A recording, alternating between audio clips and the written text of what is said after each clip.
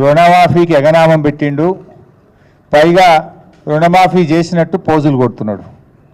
ఇప్పుడు నువ్వు పాక్షికంగా చేసినా అంటే తప్పకుండా ఒప్పుకుంటాం, పూర్తిగా చేసినా అంటే మేము ఒప్పుకోవడానికి సిద్ధంగా లేము. నువ్వు ఆగస్టు 15లోగా రుణమాఫీ మొత్తం చేసి తీరుతా అని దేవుళ్ళ మీద ఒట్లు పెట్టినావు, కానీ చేసింది ఏంది? పాక్షికంగా మాత్రమే చేసినావు.